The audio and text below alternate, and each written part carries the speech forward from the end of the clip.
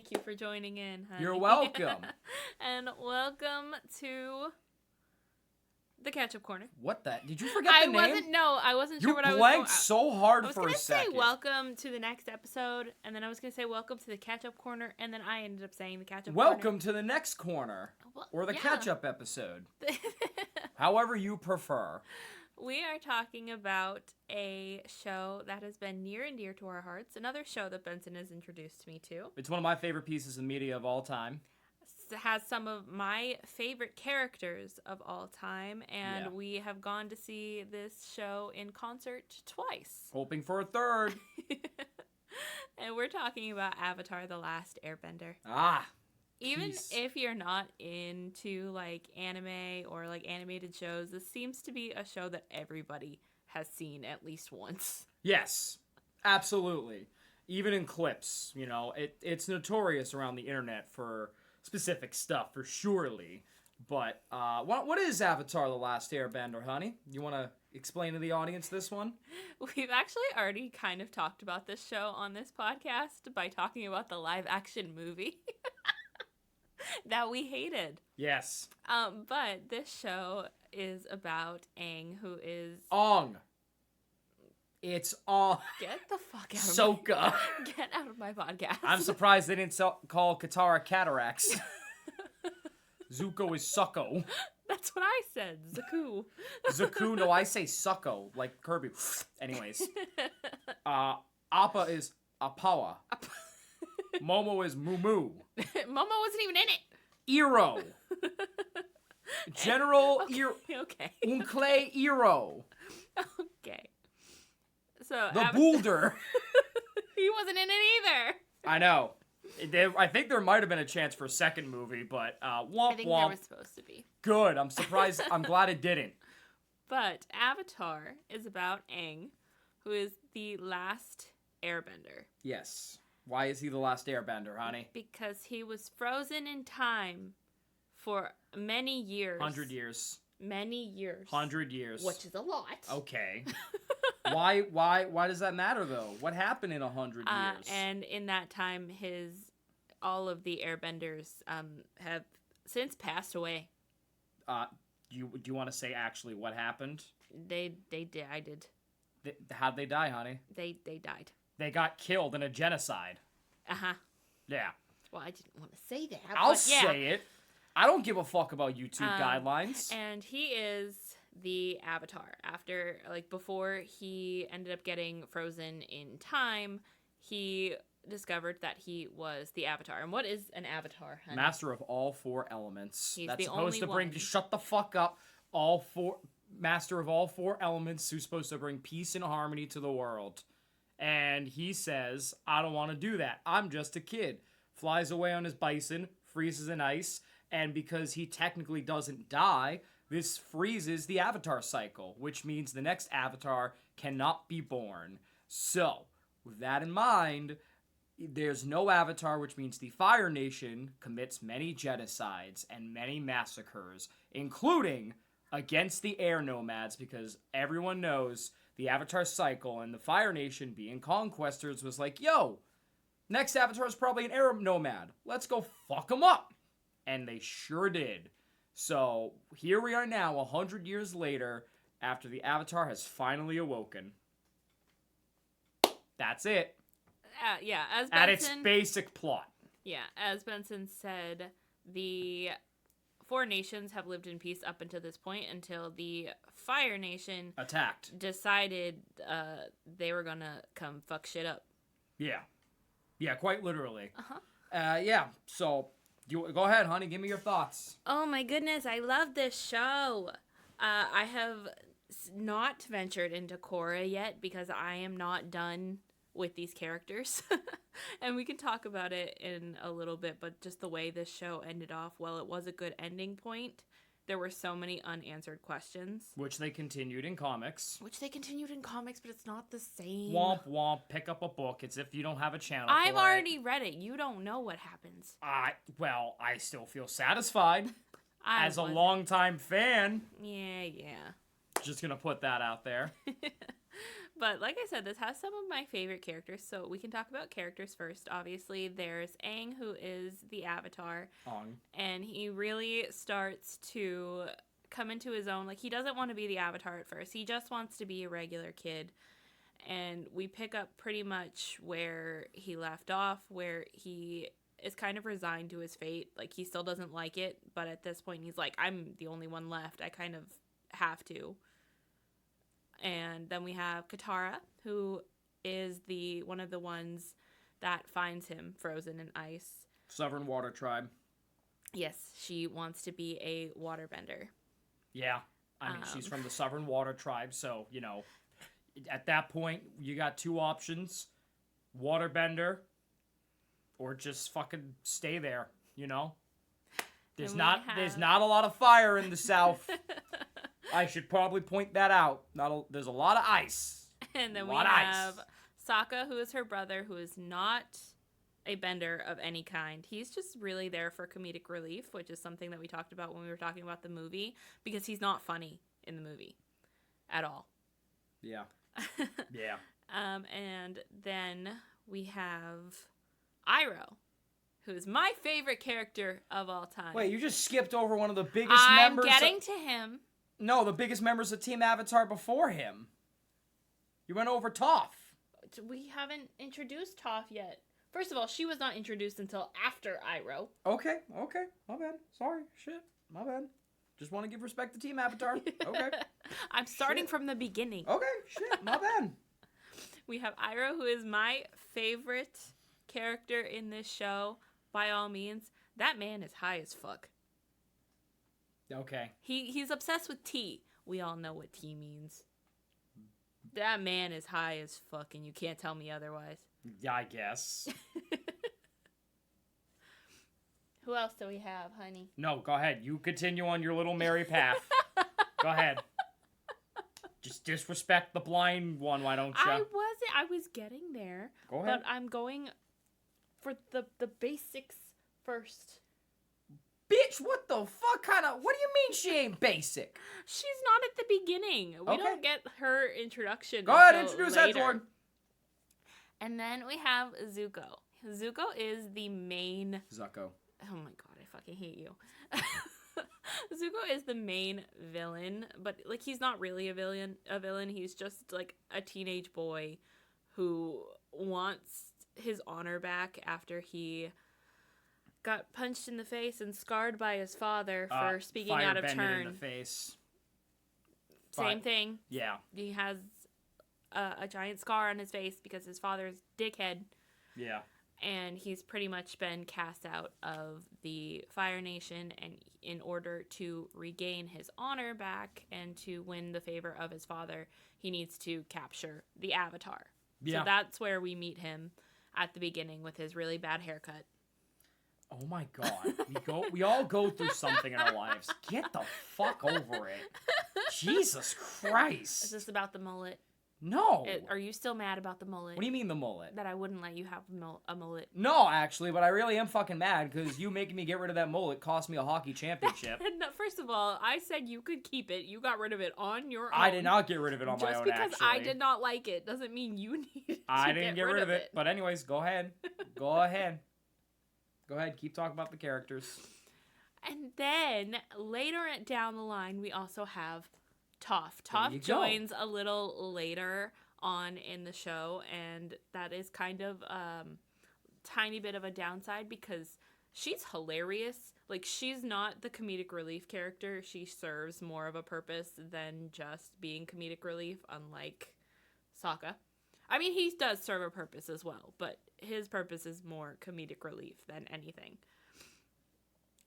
Toph is blind, and she is an earthbender. She uses her surroundings in order to see, which makes her one of the most complex and well-built characters of this show. I mean, they're all complex and well-built, but I feel like it really shows with her, and that's such an amazing idea to have a blind character who uses her bending the way that she does. I love it.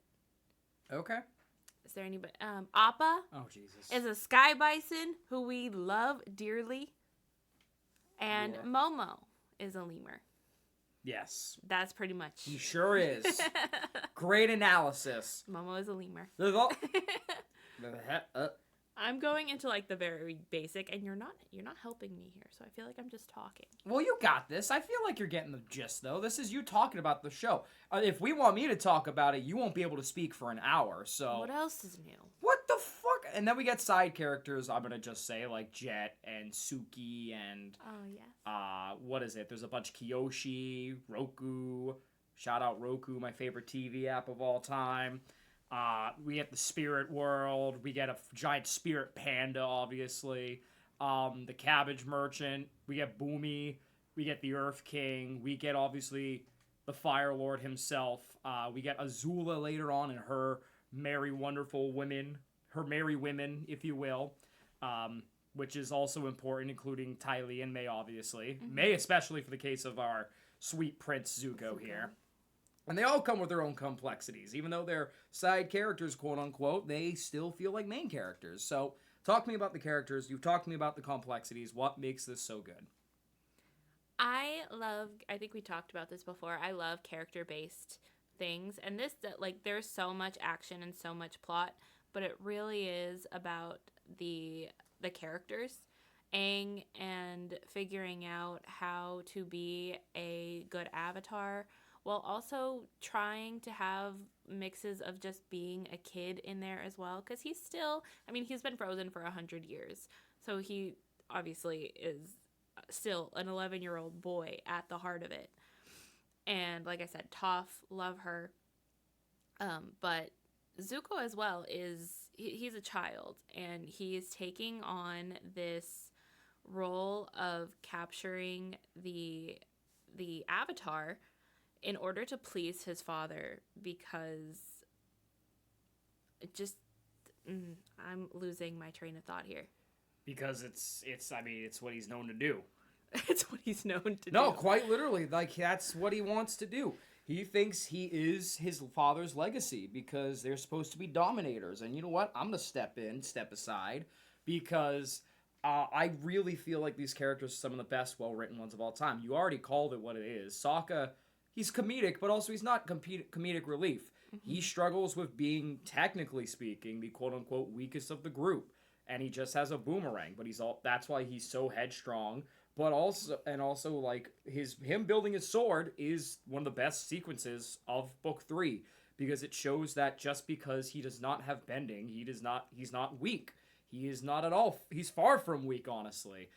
He just needed the right tools given to him and the right mindset, which he didn't always get with the Benders, because it always felt like they did exclude him on purposely or not.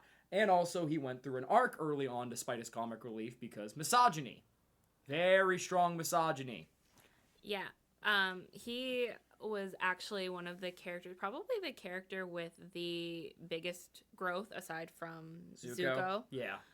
Because he started out from the very beginning being very misogynistic. Women can't do or shouldn't do anything that requires strength or power. Which also comes from the fact that, his mother died protecting them, so not a lot of that there, quite frankly. I mean, there is a moment where Toph and him are talking about it in Book 3 about his mother and how he can't even remember her face, and that Katara's always been the one there, so it felt like, in a way, his misogyny was very self-rooted confusing, because, I mean, you lose your mother and then your sister becomes, like, the power role. You start to really get an affinity for trying to be protective. And he did admit a couple of times he always tried to be protective. But it always came off horribly misogynistic. And at the end, when meeting his one of two love interests, Suki, does he really start to realize his mistakes. And he does have one of the biggest growths. Not just because of that, but because, again, I mean, this is a non-bender. There is an emphasis of benders in this world. If you don't bend elements, you're probably gonna fucking die. And if you try to go out into the wild, if you don't go out into the wild, you just live a simple life like the cabbage merchant, where you're facing the consequences of everybody's elemental powers around you. So, Sokka, though, showed is that even if you don't have the weapons or the tools necessary, with the right guidance, you can get them and use your strengths to still make an impact, which is important to me. Toph is the same way. Again, Quite literally, if this, and I stand by this, and I know this is a very stupid thing possibly to say, but it is relevant with how we're going at this pace with like arguments. If this show was made today, it'd be called woke because Toph literally is a blind person. We also have, I forget his name off the top of my head, but we have a kid that is literally an inventor stuck to a wheelchair. Oh, I forget his name. Like, he was important too. He showed he can make an impact. Him and Toph are the biggest examples of disabilities and making an impact even if you can't make it at the same level as everyone else. Toph also was one of the best examples of making the best of your surroundings with a disability and overcoming it because she is one of the four founders, if not the biggest creator of metal bending, because she was placed in a metal cage. She couldn't sense the earth around her, but the metal is technically made from earth, so she was able to bend it and get out of it. So, you know, she's making the most of her disability and finding ways to work around it to make an impact, even if it's not the most convenient. Katara has to deal with misogyny quite a bit, not just from Sokka, but eventually Paku. I'm pretty sure I'm saying his name right. From towards the end of book 1, who would, in the Northern Water Tribe, when they finally reach it to teach Aang waterbending, would only teach men because it's an old tradition. He's an old guy, so you can imagine where I'm going with this. It's the way it's always been, quote unquote. So she has to literally, like, metaphorically have this handicap on her with misogyny in the world where she just is not given the chance to prove herself. And many times she's let her emotions get the better of her too, almost proving everyone right in a weird, twisted way, but proving them wrong anyways because she has control of it. And it helps that she has support from her friends. She's also gone the darker route of progress, in my opinion, in regards to keeping her emotions in check, because she is the reason they found Aang, because she flipped out. She flipped out at Sokka, which led to Aang being revealed through the iceberg. So, you know, she really didn't, and this isn't a misogynistic thing, this is literally just her character. She didn't have a lot of emotional balance, which, again, not having someone seriously in your life when your father's constantly out and about, and being the caretaker, at a young age, it takes a lot of stress. And at the end of the day, one of the darker routes was learning how to bloodbend, because blood is made of water.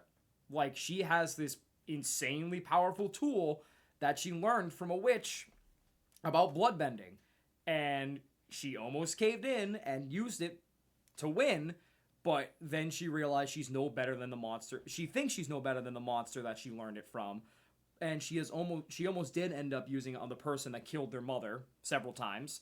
But she knows better. She went through an emotional growth that she never got because for once people surrounded her and supported her. Aang, this dude is a nomad.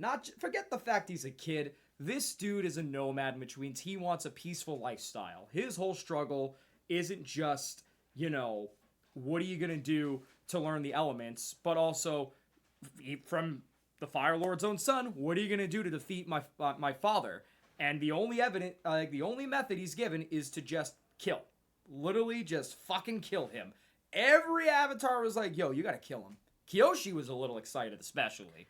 But then again, when you know the lore, Kyoshi absolutely, like, is always on board with that shit. But, like, it's also the struggle of, I want to end this war, I want to end this struggle, but I don't want to end it with violence, because that's just going to breed more violence. And it's coming to terms with balancing ending the war for the greater good and your own personal beliefs. And listen, I know you don't want to call it, but it does come off a little insensitive at the end of the day, because his people did go through a genocide, like, wholeheartedly. I don't give a fuck about YouTube guidelines. Let's call it what it is. This show deals with fucking genocide. If we're going to sit here and we talk about Palestine and call it a genocide, we can say it with this as well. I don't care if we're going to get censored. Fuck that nonsense. Oh, no, I didn't care either. I was just trying to put it nicely. No, there's no putting it nicely. Well, that's the thing about this show. You can't put anything nicely with this. We're better than that. Like, we can't sit here and put things nicely because the show didn't even put it nicely either. I mean, let's, subverting from characters for a second, let's talk about the themes. I mean, how many themes are in this show? Again, genocide. We deal with genocide. We go with cleansings. We go with, like, how complex war can be and how people even in the enemy side don't want this but are forced to. or else they get shut down and executed. Essentially, we deal with the consequences of others' actions. I mean, there's a whole episode where Aang deals with the consequences of Kyoshi's actions, and he's like, "Nah, I can prove her innocence," and she's like, "Hey, I fucking did it," and they're like, "What the fuck, bro?" She did that. She did kill somebody. She literally admitted. She's like, "Yeah, I did it. What are you gonna do? Bitch, I'm the Avatar." I love Kyoshi so much. She's a fucking riot. You should read the book. I know, I have to. But like, even just like the spiritual themes in this are nuts. Forget the fact that Avatar State is literally aligning everything and aligning with the universe and being in perfect harmony with everything around you. Like, we talk about chakras in this. There's a whole guru that Aang does, that Aang talks to activate the Avatar State. We talk about complex emotions. We talk about, regret, and there's many. Actually, regret's the biggest one. The regret that he left his home away. He left his home, and because of that, his people died. They didn't they didn't die peacefully. Let's be honest here. Gyoza kind of sucked the air out of them, I'm pretty sure. Because, let's be honest here. That Airbenders are the most overpowered, and I think Korra shows it the best. But Airbenders are overpowered as shit. Gyoza, as much as he's peaceful, probably knew what he had to do to save everybody and stop it. But the regret of Toph not being able to save Appa, which then led to Appa's lost days. The regret of Iroh, not being there for his son, who went off to war and died. We'll talk about that. There's so many things in this show. This show is so complex. And to put anything nicely, I know you didn't mean it that way, but to put anything nicely just comes off as disregarding the importance of this show, especially in the early 2000s where we were in this weird point with cartoons where there was good stories since the 80s, like episodic stories like He-Man, etc., of connected lore, but we really were waiting for something huge that really pushed the boundary for animation, not just with animation, but with story. And this did that. It didn't hold kids' hands and basically, at the most basic, fundamental way, walk them through what's happening before getting into the complex stuff by the end of book 3. There's no nice way to put any of this shit, as much as we want to, because that's one of the biggest lessons about this show is that we may want to put this shit into, as Binks is, what is he playing? Oh, that's his toy. Okay. Sorry. As much as we want to put these things into, nice, simple things, Avatar teaches us that's not how it works. We can't just shirk away from it. We're no better than the people committing this shit at that point. And that's why I am the way I am today, probably. That and Star Wars The Clone Wars. So, I'm just going to put that out there. That one, yeah, but Avatar especially. I know, but Avatar especially. This show means a lot to me because it shaped me who I am today. I'm pretty sure I would get there without this show, sure, but this show shaped my ideology, my politics, and just, how I see the world. I've always been a chill, kind person, but, Avatar really teaches you the biggest things as a kid that prepare you for the real world later on, especially in the current state of the world today. I'm just going to put that out there. Okay. So, I actually have a question, and I wish I thought to ask this when we were talking about fairy tales, just to be a little off topic right now. Okay. Why did you introduce me to the show? What about it made you think that I was going to like this? Well, other than were you just hopeful? Other than the fact I just like you watching my shit going, hey, look at this. I really think at the end of the day, it came down to, it was up your alley, I feel like. And also I feel like, and talking about it now, I wanted to challenge you. Mm-hmm. I think I really did with this show. Mm-hmm. Because, obviously you've always been, outspoken for supporting people, like LGBT, all that shit. And especially now as someone that is pan, or doesn't have a label but is into anybody. I like people. Yeah, basically, you've always been spoken and you find your identity, but I feel like it was always black and white at first for you for a while. And I feel like this show was the biggest thing where I was, especially going into Donald Trump's first presidency, where I was like, you know what? I'm going to show this to her. Not just because I think she's going to like it because it's beautifully written and she does love a good story, but because I kind of wanted to challenge you to, understand on what I've grown up with and how I am as a person and why I'm so outspoken as I am. I wanted to challenge the simple black and white beliefs for you and make you really get into the complex stuff now, which is why, you're where you are today with me. So it wasn't just like an entertainment thing. It was a challenge thing because you've always indulged good media and good books, I know, but it's your typical Disney bullshit where I'm sorry, I'm just gonna call. No. It's more so Disney, but still. Well, you mean, yeah.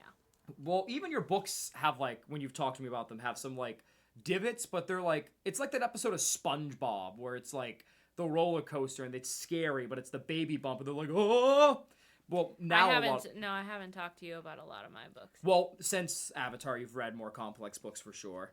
Yeah. But I wanted to challenge that. I wanted to challenge you because the only way I feel like I could challenge you of us getting into an argument Can you take that is away by... from him? I think the stuffing's coming out. Oh, yeah, I got him. But I wanted to challenge you in a way that was comprehensible, that you knew, and could sit down and indulge without me talking at you.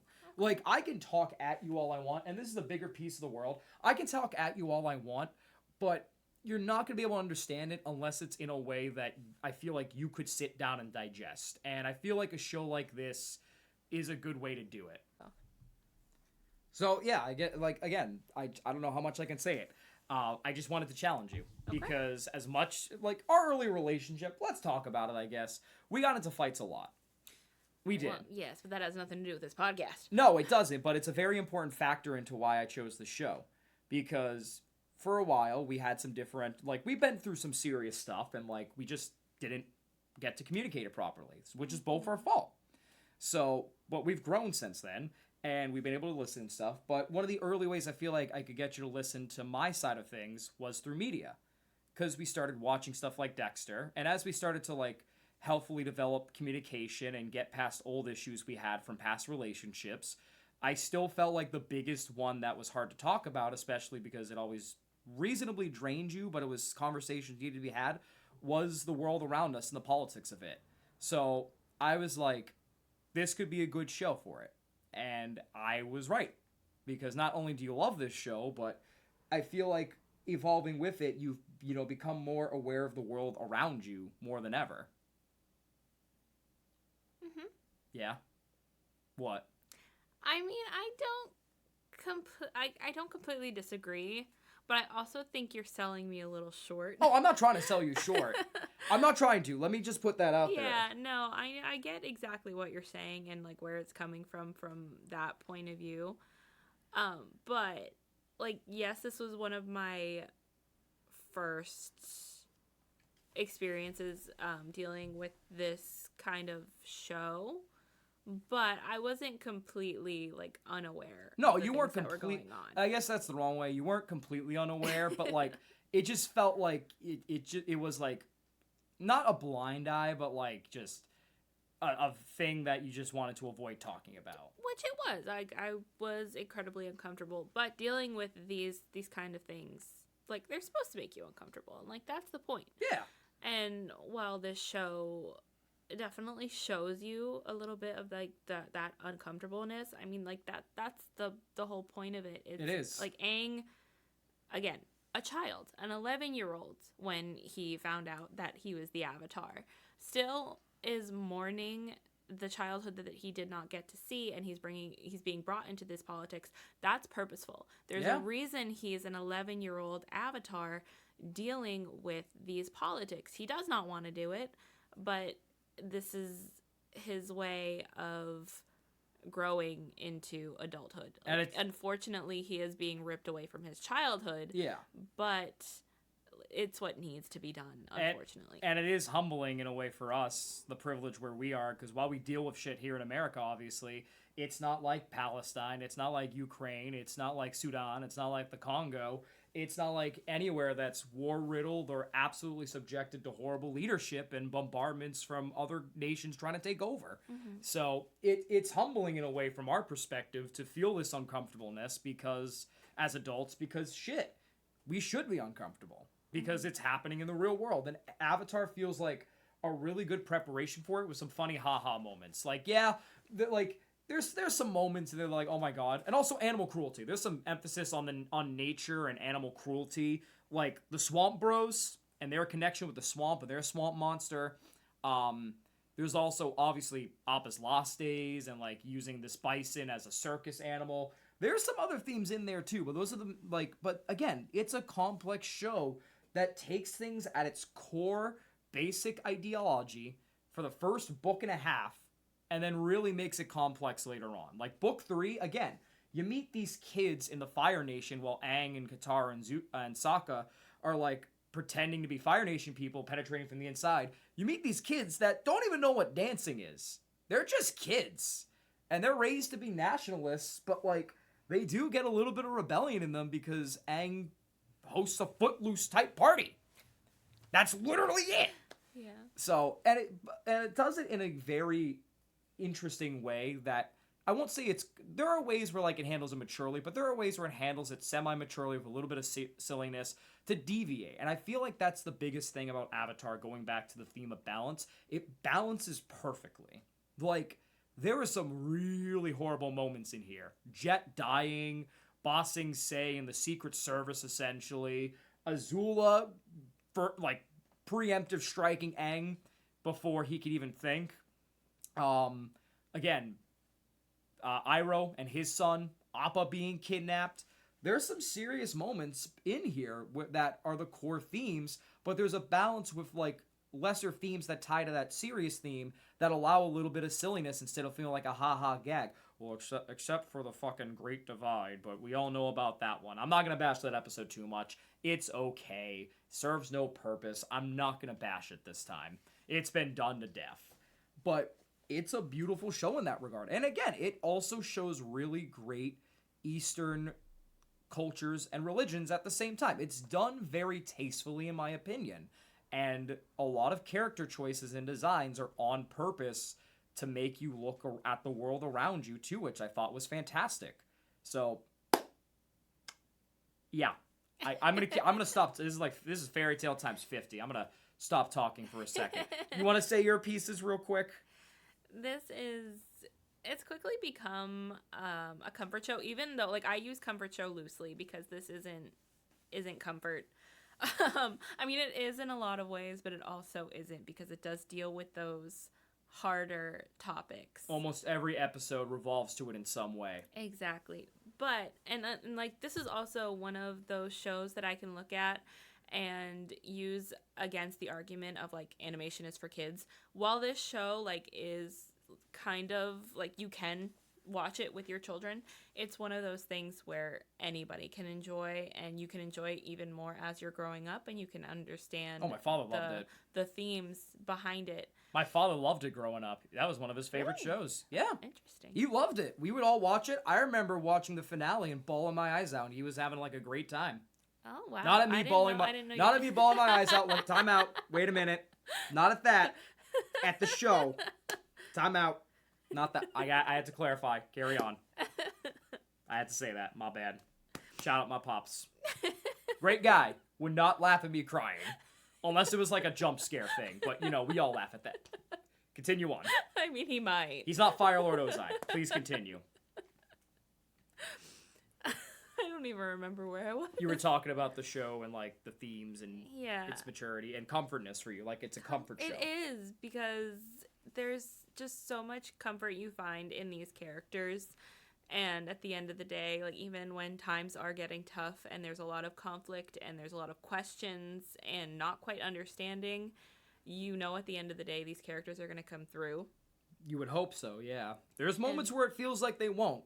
Yeah, but even through those moments, there's like a little bit of a sense of hope and just understanding and love. And I love a found family, and that's exactly what this whole show is about. Even Zuko later on becomes part of the crew and ends up being a giant part of the family, because he realizes that Aang is not the enemy. Yeah, he has a whole crisis after towards the middle part of book 2, when many times he could have captured the Avatar away, as the Blue Spirit rescued him in book 1, end of book 1, 2, and then the middle. There's many times where he could have easily gotten away with it, but he took this very show-offy type of route with the blue mask. Let's be honest here. I'm gonna say it, but and he's wondering why did he do that. I mean, he got confronted about that when he found Appa in captivity, and he got confronted by his found family, his real father figure, Uncle Iroh, who let him fall just so that way he can get back up and see it in himself, because his whole life, Zuko has been talked to and not talked for or with, which was huge in his character development, which led to the idea that he is going to help the Avatar beat his father's ass. So that's the biggest thing on that. Anything else you wanted to say on characters and themes at all? No. Like, there's a lot. There's a lot. There is so much to go into with this show. Like, it's significantly shorter than Fairy Tale, but there's a lot to say. There are so many themes, so many moments, happy and sad. Let's talk about those. I mean, you alluded to Appa many times. Let's talk about every character going through it in some degree. Well, we've already talked a little bit about Aang. Katara, Zuko we've talked about. Katara, Zuko. Toph has to deal a lot with being blind even though it's not like it's seen as it's passed as a joke sometimes. There is a moment in Tales of Ba Sing Se where she is judged for being blind and different and not as quote unquote pretty when her and Katara are hanging out. So she does deal with these things as well. She deals with having to rely on people sometimes to help her out with her blindness, even if she doesn't want to ask for help. Iroh has to deal with, obviously trying to relax and the guilt he has for his part in the war, while also trying to get his nephew off that path as well without talking to him. Because that's how Iroh is. As a member of the White Lotus, which is a big organization for many of the older the older generations that are trying to make things right, no matter what nation or tribe they hail from. This is a dude that is as much as he wants to talk to somebody, he knows that's not what you always need to hear. A lot of his conversations, including with Toph one time, was him letting them vent and saying something wise and letting them figure it out themselves. He is exactly what the older generation needs to be in many ways for the newer one, you don't have to talk to, and if you are going to talk to, it's got to be in the right direction. So that's the biggest thing. But Appa went through it too. He got kidnapped. That was your favorite moment, right, honey? No, it really wasn't. But I'm glad you said that. Appa gets kidnapped, and it leads to this whole journey called Appa's Lost Days. Lost Days. Lost Days. You made it sound like he's dying. I said lost, and then you said last. I said lost. He get fucking executed. He got murked. Appa's Lost Days. And obviously Aang and crew are trying to find him. While going to Ba Sing Se, which is important for the Earth Kingdom. That was your hardest moment in the wild. Yeah, it was tough because you watch them kidnap him. It's not like they go and do what they are trying to do and then they come back and he's just gone. No, you watch him get tied up and taken, and he's crying out for help. And it wasn't easy for Toph because, she has that regret for not saving Appa, but also the library they're in is sinking, and she has to either give them time to get out before they sink completely, or basically lose Appa forever. And she knew what she had to do, and she hated every second of it. So it wasn't easy. This moment also showed that Katara with unchecked emotions is bad, but so is Aang, and that's where they're parallel in some ways, because they needed someone to support them through their emotional struggles. And many times, if it wasn't Zuko or Katara or Sokka later on, it was Aang, which leads to their romantic interest too. But Aang, when he found out they muzzled him, almost committed murder. Which you have to think, not only is Appa his best friend, he's the one thing tethering him to his old life. Yeah, everything's gone. And, it's a weird thing to think about, tethering yourself to a living human being. Maybe it's not the fairest thing, but it's a valid thing, especially when you two ran away together to get a new life. And he was like, yeah, let's fucking go. Yeah. So it's tough to watch. Not only is that, obviously, it's animal cruelty, But like that's a character that we all love and is near and dear, and watching him struggle like that, not being able to call for help, but he's calling for help. It's a tough watch. And even though like it all turns out okay in the end, there's like a few moments where you're like, are they gonna go there? Are we ever gonna see this character again? And we do, thankfully. We do, thankfully. There's a let's talk about that too. They're not This show wasn't afraid to have characters get their losses. The initial invasion during the solar eclipse, which cut firebending power. That was one of the biggest losses ever. Like, they kind of knew the siege was going to happen, so Ozai hid underground. Azula was kind of like, because Azula and her crew disguised themselves as Kyoshi warriors to get into the Earthbending Kingdom, which means Suki was captured.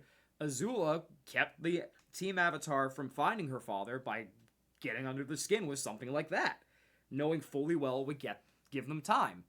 They were so close to victory, and yet they were still so very far. They thought they could end it in the fastest way possible, but conflict is not always easy to finish fast. If anything, it speeds up the other side's momentum of we're gonna kick your ass, and we see that here.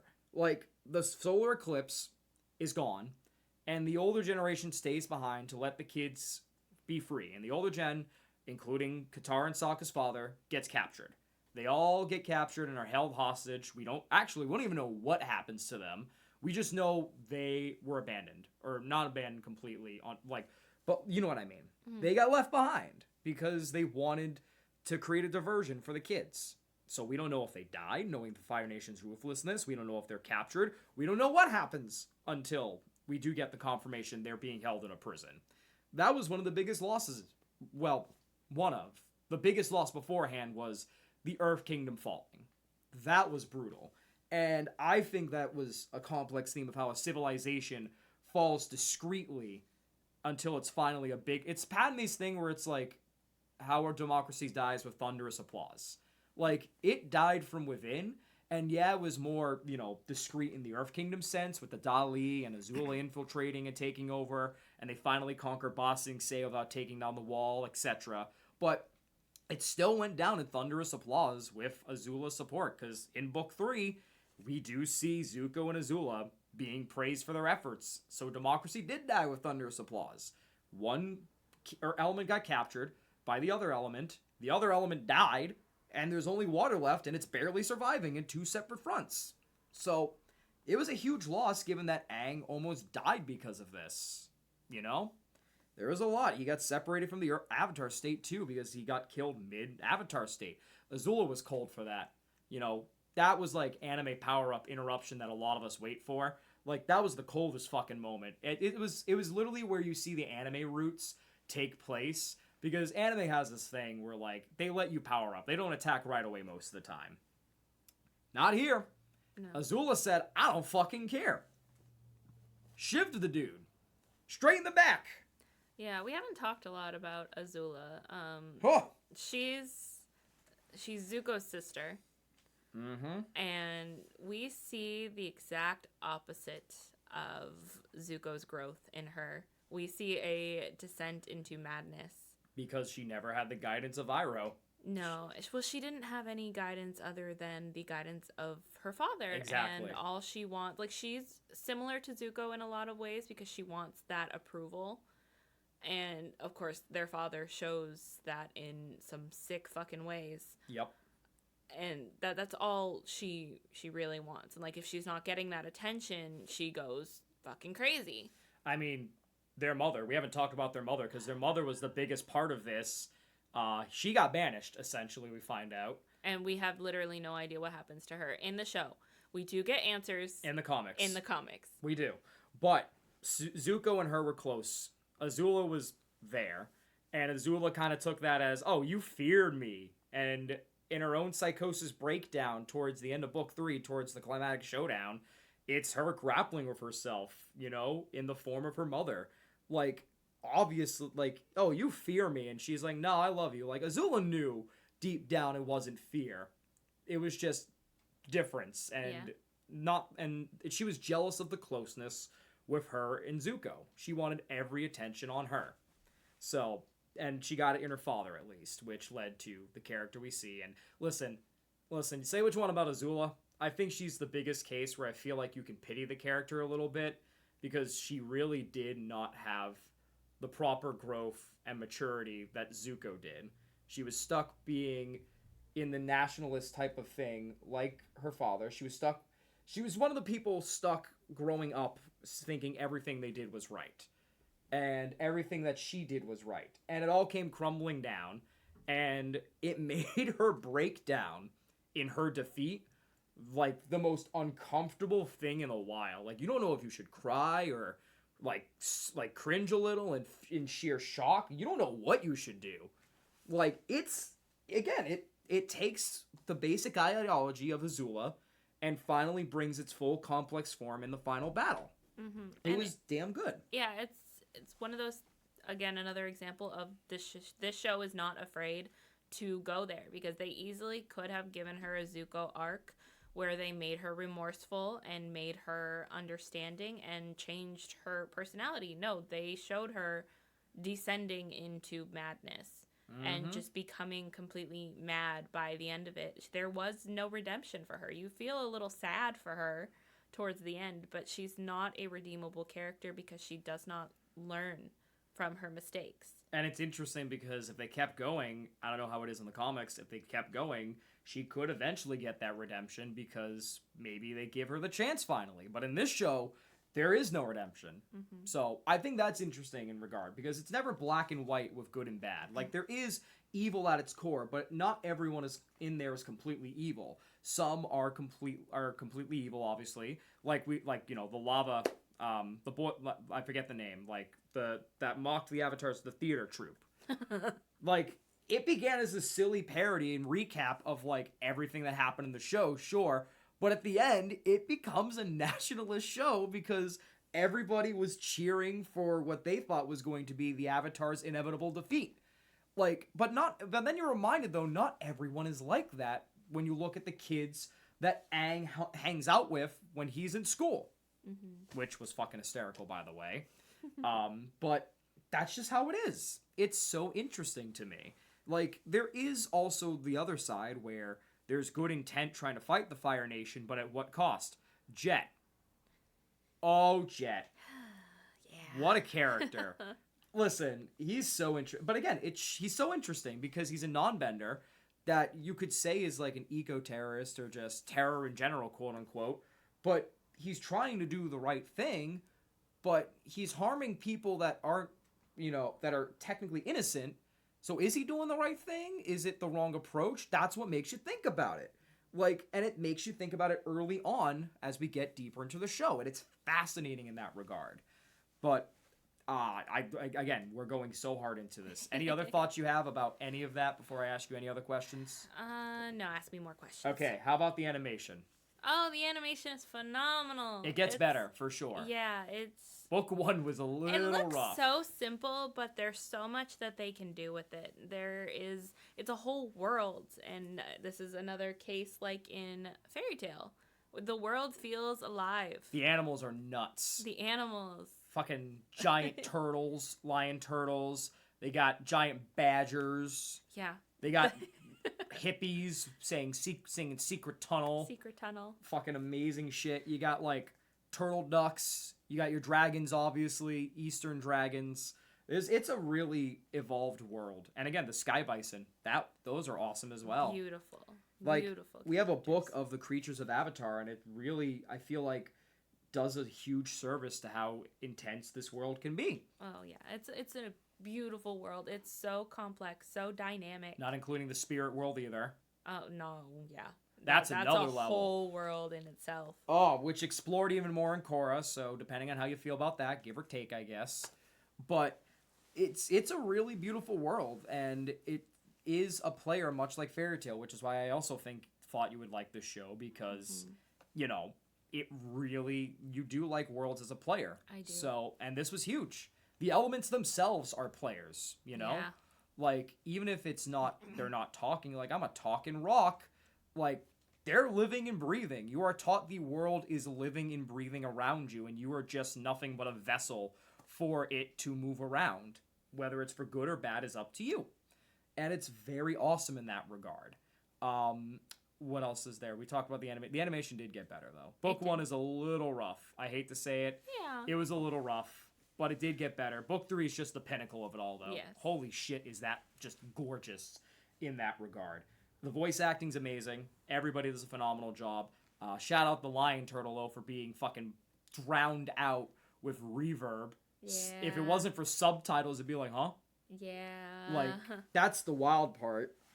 The humor, we haven't talked about the humor. We've been talking so much about the serious shit. How about that humor?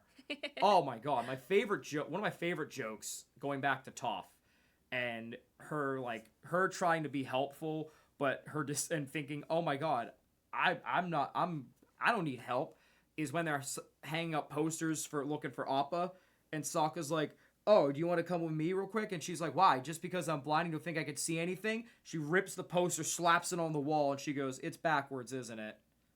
Like, she wants to help, but she's going about it the wrong way, and it's very loving. Cactus juice. I love the cactus juice shit. The cabbages. Poor Cabbage Man. Every time there's trouble with the Avatar. That's the worst sin that the live-action movie made. They left out the Cabbage Man. I'm pretty sure they did have a Cabbage Man in there. He just didn't go through antics. Which it makes it worse. That's literally his whole thing. Boomy. Boomy. He's just a riot. The fact that he knew that Aang was, Aang, and he wasn't actually, like, destroying his friends in rock. He just knew Aang needed time and was like, oh, this isn't actual gems. These are rock candy. Shit's a Dude was on one. We talk about Iroh. That dude was on one for sure. Yeah. He was a fucking riot. I love Boomy, though. Shout out to Boomster right there. Good old Boomy. But, They all have their own kind of senses of humor. Obviously, we said Sokka is the comedic relief character. Yeah. Though he does come into his own later on. Zuko's humor is very dry. Awkward. Very awkward, very dry. Holy shit. My favorite quote from him is when Sokka is telling him about his first girlfriend in the show. We glazed over a little bit. Yeah. But, I mean, she's a very important character, too. She's a huge character, but she ends up turning into the moon. And he's telling Zuko They're trying to this, relate. And Zuko just goes, that's rough, buddy. They're just trying to relate any way they know how. It's a line that I quote daily. That's rough, buddy. Him just trying to go, hello, Zuko here. Trying to figure out how he's going to say hi to Aang after all this time. Fucking hysterical in that regard. Anything that Iroh does. Anything that Iroh does. I made a joke, like I said he's high as a kite, but like he's really just chill. He's like, so chill. He tries not to let anything bother him. The only time we really see a huge emotion is when his nephew's in danger. And also his son. And his son, which I want to talk about. Okay. One of my favorite moments is from that same episode in Tales of Ba Sing Se, where he's preparing to honor his son. And somebody tries to rob him, and he's like, you're never going to rob anyone that way, and teaches him to fucking rob somebody. Yeah. He's doing his best. This is the same dude that quite literally can breathe fire during Sozin's Comet, which amplifies, that's another thing about the world. There are amplifiers that help the elements out, like obviously a big, beautiful full moon with water benders, solar eclipse taking power from the sun, taking power away from the firebenders. That makes the world alive, by the way, which I love. But this is the same man that when they went to when he failed to conquer Ba Sing Se as a general, when he was a general, when he went to go free it, and he was like, yo, I'm here to free it instead of conquering it. This is the same man that breathed fucking fire like he was a dragon and helped win back Ba Sing Se. This is the same dude, might I add. You want to talk about power scaling? You want to talk about Makarov's equivalent? That's Iroh. Every step of the day. Like, he was also fucking hilarious most of the time. Oh, he's just, because he's so chill. You expect him to be, like, this big war guy. No, he's just chill. He wants his tea. Well, he knows, he knows his mistakes. Yeah. So, my favorite part is also, this is, like, the only time I feel like everybody, good guy, villain, got to be teens, was when, because Toph can sense when you're lying, was talking to Azula, and Azula's like, oh, you can sense when I'm lying? And she's like, I forget the exact thing. I'm a giant purple hippopotamus with wings. And Toph just kind of stands there and goes, all right, maybe you're good at hiding the truth. Like, this is the only time they get to, like, no matter the circumstance, all be teenagers in a way. Yeah. And it was hysterical to me. Tyree's a riot. Or like the boulder. Oh, the boulder. The boulder feels conflicted about fighting a little girl. Scared you're gonna lose? The boulder is no longer conflicted. He was a fucking riot. He's the biggest. I haven't watched the Netflix live action show. Me neither. I'm scared. I've heard decent things about it. Book 2's out, I think. I don't know if I want to see it yet because I'm afraid of how they're gonna do the boulder. I'm scared. Like, I'm sure the action is phenomenal and the serious moments are done justice.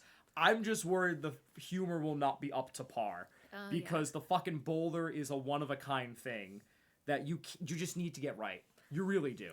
Yeah. But is there anything else you want to say about the humor? I just thought it was fucking great all around. And again, it's a nice balance where, like, there's moments in between this real world and parallel world to ours where there is joy in it at the end of the day, where there's love and joy. Shout out again to Traveling Hippies, Secret Tunnel. Secret Tunnel. I fucking listen to that song almost daily. It's on my fucking playlist. Such an impact. My sister has never watched the show. She knows what Secret Tunnel is. I love Secret Tunnel.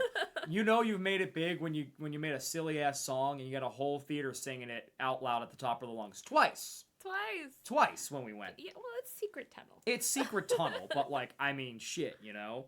How about that action? The action's phenomenal, too. Oh, it is. Yeah, it keeps you, like, hooked. Not every fight is fast-paced, but it's meaningful. Right. Case in point, both Agni Kais. Zuko's first Agni Kai with the general, and then his Agni Kai, the finale, with his sister Azula. It's not always fast-paced, it's not always pretty, but it's fucking glorious to watch. It's at impactful. The end of absolutely impactful.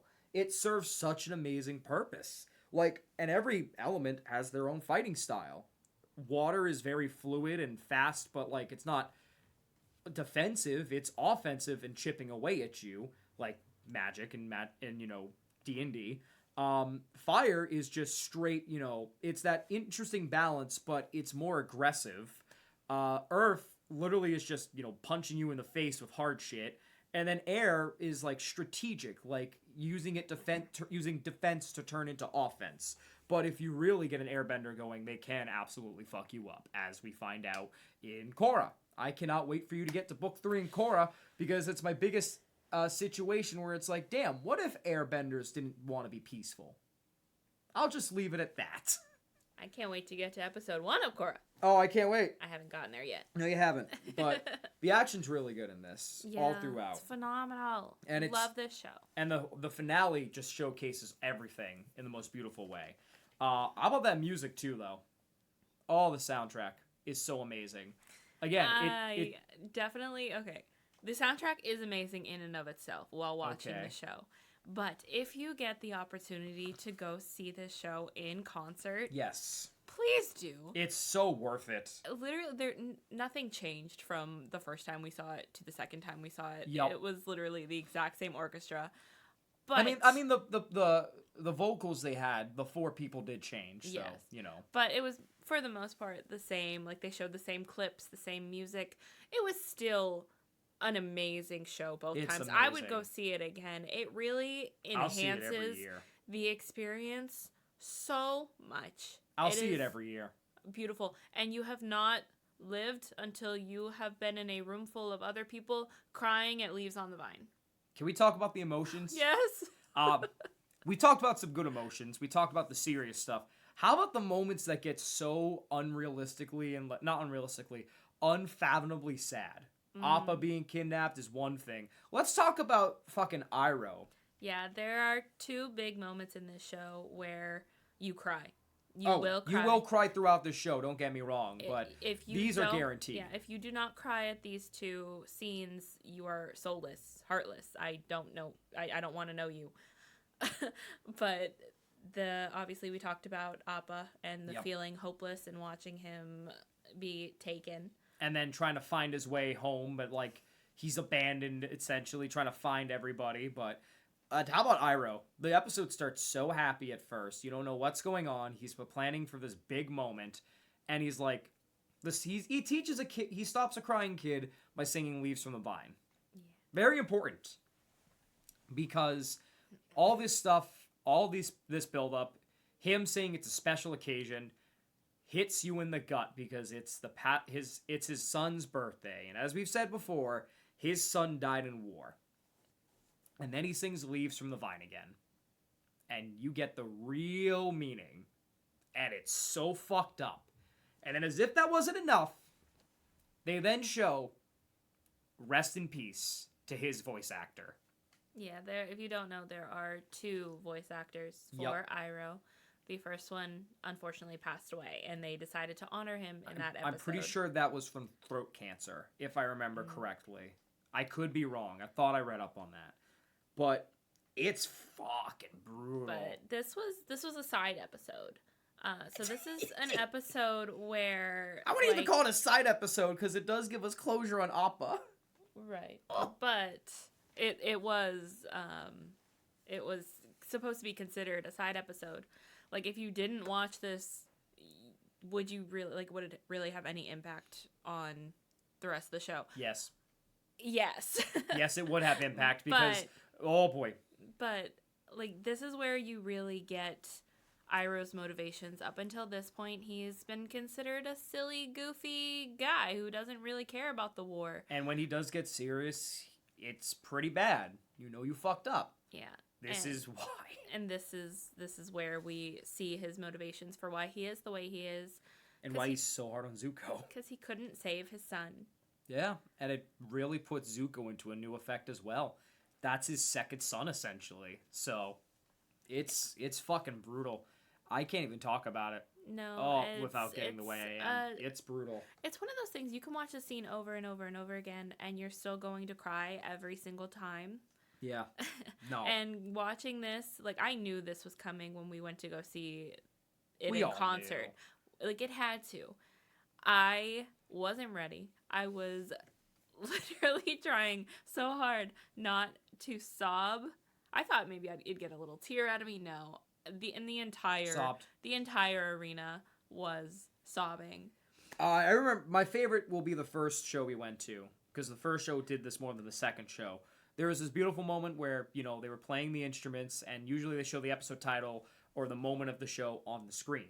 There was this build-up where we're like, wow, this is beautiful. And then all of a sudden it shows Leaves from the Vine, and you hear the entire place collectively hold their breath, trying not to cry. Yeah. And I just went, oh, fuck you. Yeah, it was quiet. Like, so they encourage you to interact with the show. Oh, absolutely. They encourage you to cheer when a favorite character comes on. They encourage you to sing along if any songs are singable. What, you don't want to throat sing anything? Fuck Tibetan throat shit? You don't want to Tibetan throat sing shit? What are you talking about? Winter, spring, summer, and fall. Oh, fuck yeah! But that was like one of 2 moments I feel like the show was quiet. Yeah. Very quiet. It's a tough watch. Always. Yeah. And it's one of those things where, like, you're not worried about crying in public because you know 100 other people are also crying. I literally looked around me as in between my fucking bawling my eyes out. Everybody. And, like, I wish this was an exaggeration. Everybody at the show. Yeah, and I've never seen it before. You heard sniffles. Like, the only time I ever was silent and I heard silence in a theater was for Wakanda Forever. Mm-hmm. And not everybody was crying, but there was that moment of silence for him at the beginning. I'm not saying spoilers because you haven't seen it yet. Yes. But there was that moment in the beginning with everything for Chadwick. And you could tell it was not just a tribute to Black Panther, but a tribute to Chadwick personally. The entire theater was silent. Like, there was maybe 1 or 2 sniffles. This theater was silent, but it was sniffling the whole time. Nobody could keep it together. It was very hard to. But that's how good the impact of the show is. Yeah, I mean, the scene itself is sad. You're gonna cry with that scene alone. But making that the tribute for the lost voice actor, they knew what they were doing. And they did it well. It was brutal. And I'm mad about it. Everybody knows. Oh, it's so brutal. I can't talk. I can't do this anymore. I'm gonna cry. Fuck. Am I missing anything else, or am I gonna go cry? You're probably gonna go cry. Okay. Are we wrapping up? Is there anything else you want to say? I think so. Anything you there's didn't so like? much. No. I think. Okay. Probably. Okay. I'm gonna say Katara. Okay. Well, she had her moments. I feel like for the most part, she was too attached to Aang. And, like, I get it, but I also, like, Yeah. there were just too few moments in between seeing her as herself and not as Aang's love interest. I mean, it did make it more impactful when that wasn't the case. Again, when she finds out her mother's killer and it's her and Zuko, you know what I mean? Yeah. Like her kind of realizing her over like protective side when she was like listening in on Sokka and Toph. I feel like it made those moments even more impactful in a way. Like I do agree they could have toned it down a little bit, but it made those scenes still more impactful though, where she got to shine. Like in book 3 where she got to be, you know, the ghost, like the lady on the lake, the lady in the painting essentially. This ghostly protector of the village. Like that's one of the coolest episodes where she got to step into her own and get the gang and convince the gang to help her. Yeah, and I also wasn't. I mean, I feel like I'm still not 100% set on Aang and Katara's relationship. Yeah. I feel like we spent too much of the show of them just being friends and him having an unrequited crush on her. Yeah. And then, like, towards the end, like, they're together. Papaya, though. And then all in the comics, literally in the comics, every time they talk to each other, it's honey this, honey that, honey this. I'm like, just use your names. Just use your names. We don't use our names. Or use, like, I know, but we, like, split up the like, we don't just call each other honey. What do you want them to call each other? Schmoopsy poo? They can call each other other googly things bear? other than honey, but Pookie? they have to get in honey at least once a sentence. Yeah, I'm that's like, fair, it I guess. annoys That's me. a fair point. It just annoys me. Anything else you didn't like? No. Okay, that sounds about right. No, this is a solid show. It's an amazing show. Oh, I love this show. Solid's an understatement. I'm scared to watch Korra because I know most of them are dead. Rip that Band-Aid off. Well, what do you want me to say? Rip that one off. Why don't you fucking... Oh, I can't wait for you to get to Korra. I'm scared. You should be. I'm very excited. I'm very excited for this one. I have my thoughts, but I'm not going to say anything. All maybe right. that could be a theme in its own right. Korra. If you have not watched Avatar yet, please go watch it, and then you can come talk to us about it. What's our question? Wait, I wasn't... Were we going to give any more thoughts? I was going to give my thoughts. Oh, were you still going... Haven't you been doing that this whole time? You fuck... Benson, the last divorced they them. We won't be the last one. Well, that's debatable. I'll freeze myself in an iceberg for years. Just... Anyways, Avatar. This show means a lot to me. I mean, it was a huge show when I was a kid. I'll forever love this show. Great divide aside, guitar isms aside, even some other slight characterisms aside, and episodes that could have handled things a little better, I still consider this a very near-perfect piece of media. I don't know if you agree.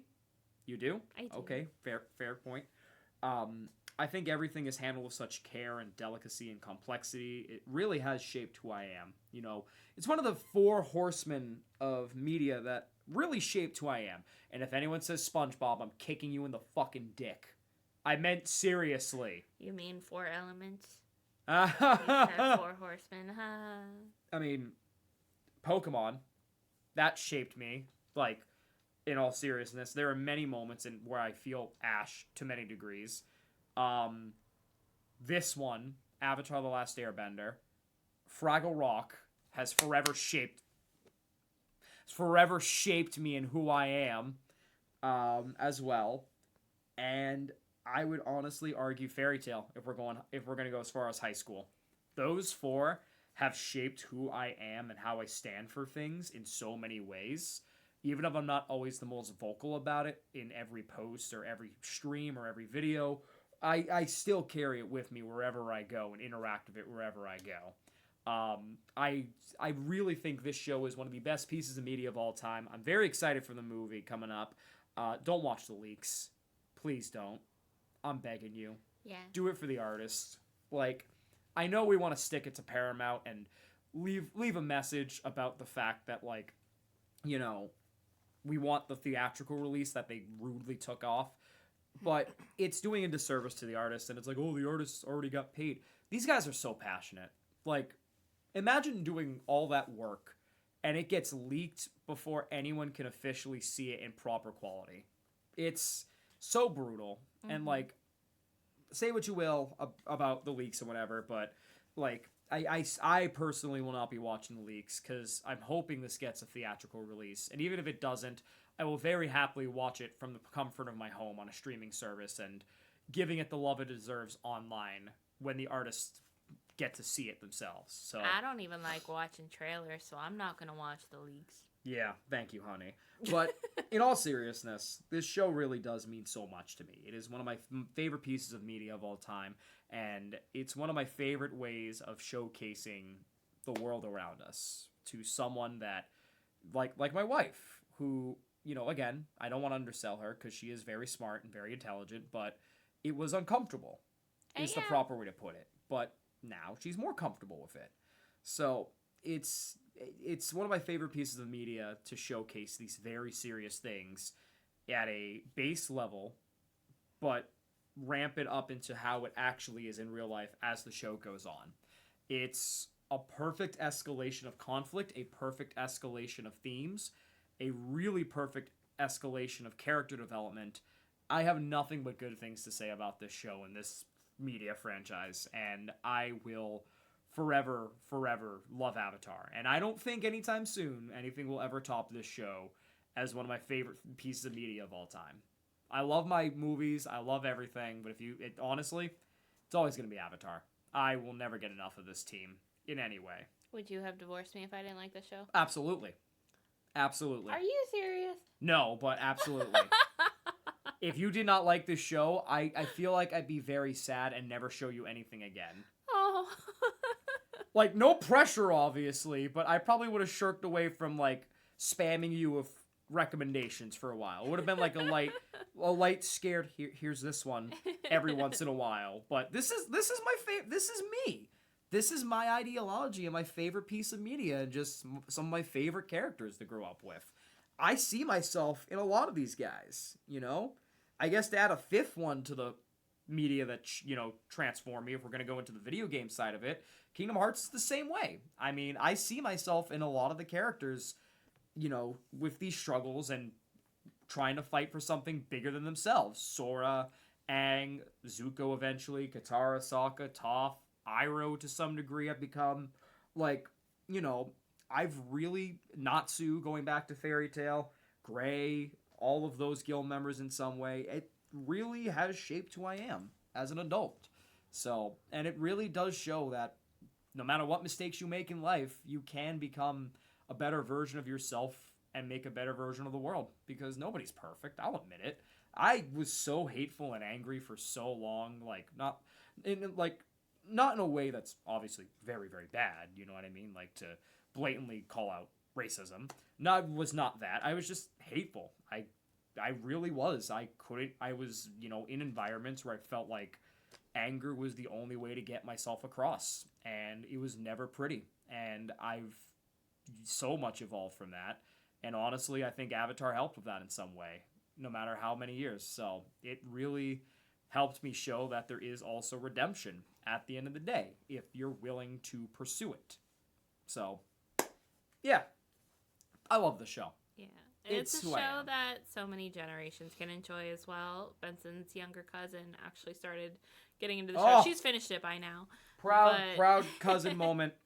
Proud moment. But yeah, it was really fun getting to talk about it with her. Like, she's younger, much younger than us. And my favorite moment is when her older sister came in and was like, "Oh yeah, I like this show," and she was like, "No, you don't.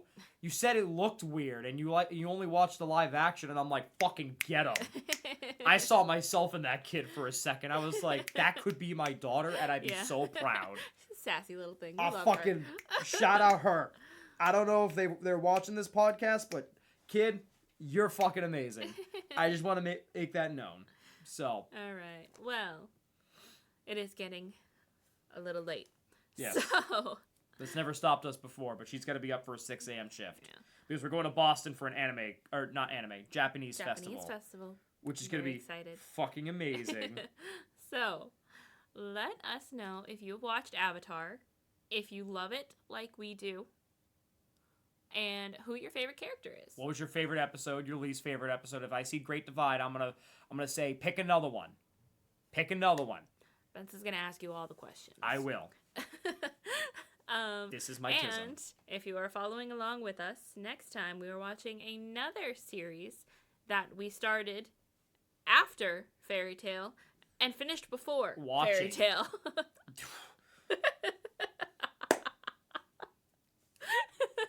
Listen, I love Fairy Tale, but it is a long haul. It is a long haul. And that is another series that is very near and dear to Benson's heart. Yeah, this was like early college Benson years, after being an edgy teen lord saying, this looks stupid. And I actually grew up and gave it a chance. Another animated show. Shocker. Who would have thought? You know? Wow.